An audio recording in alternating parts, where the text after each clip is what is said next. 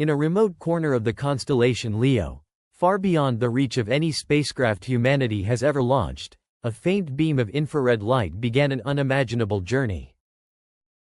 For more than 100 years, that light crossed the emptiness between stars.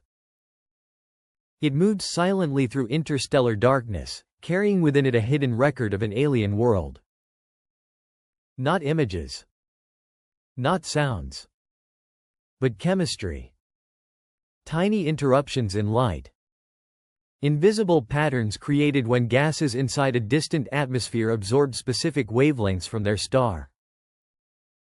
By the time the signal finally arrived near Earth, humanity had built an instrument powerful enough to read it. The James Webb Space Telescope was never designed merely to photograph galaxies.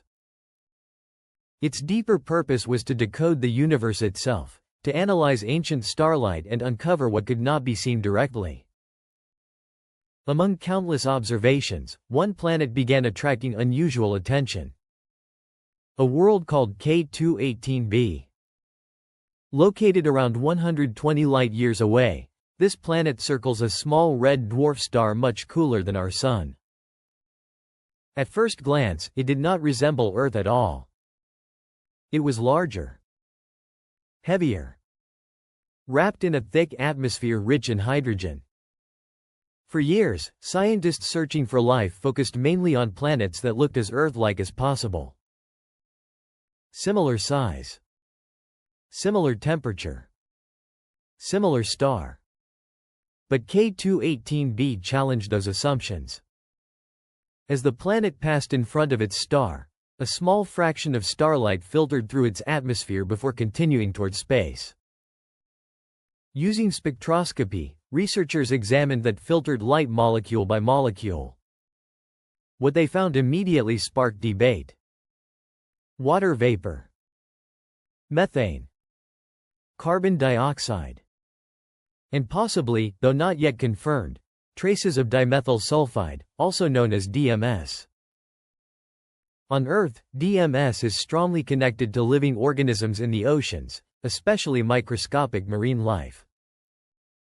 The discovery did not prove alien biology existed.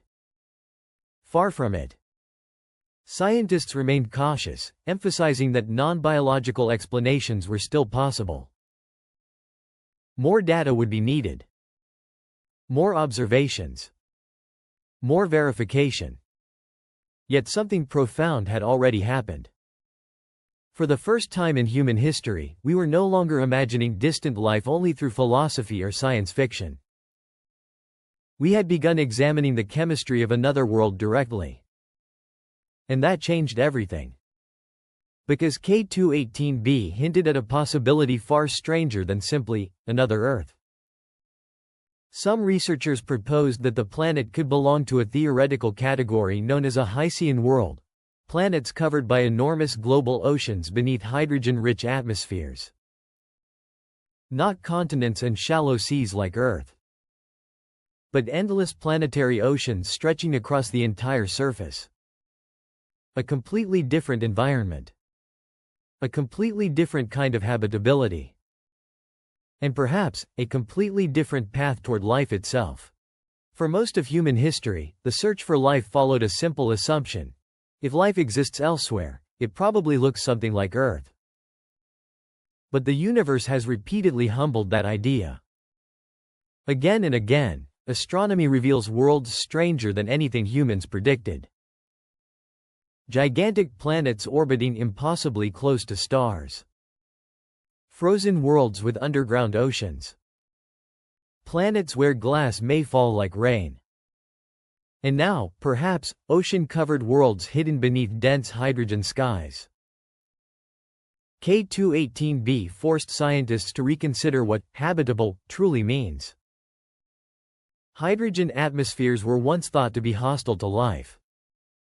But newer climate models suggest they may actually stabilize planetary temperatures by trapping heat efficiently across the globe. That means worlds orbiting dim, cool stars could potentially maintain liquid water far more easily than once believed. And the star itself may be equally important. Red dwarfs are the most common stars in the Milky Way. Smaller and cooler than our Sun, they burn fuel incredibly slowly, surviving not for billions, but potentially trillions of years. That changes the equation dramatically. Life on Earth required immense stretches of time to evolve from simple chemistry into complex organisms. If planets around red dwarfs remain stable long enough, evolution elsewhere may have opportunities extending far beyond Earth's entire history. Time, water, chemistry, energy. These may be the true ingredients life requires. And the galaxy may contain them everywhere. Scientists studying K218b also noticed something intriguing about its atmosphere: methane and carbon dioxide appearing together in ways that may suggest chemical imbalance. On Earth, disequilibrium often exists because living organisms constantly reshape the atmosphere around them. Plants release oxygen. Microbes consume gases. Life changes planets. But caution remains essential. Nature is capable of producing misleading signals. Many discoveries that first appeared extraordinary later revealed completely natural explanations. That is why researchers continue gathering evidence rather than declaring victory. Still, humanity has entered a remarkable new era. We can now study atmospheres on planets over 100 light-years away. We can detect molecular fingerprints across interstellar distances. We can search for signs of biology without ever leaving our solar system. And perhaps the most astonishing realization is this: the universe may not be silent at all. The Milky Way contains hundreds of billions of stars. Most are red dwarfs. If only a tiny fraction host ocean worlds like K218b, the number of potentially habitable planets could be staggering. Maybe life is rare. Or maybe life emerges naturally whenever the conditions are right.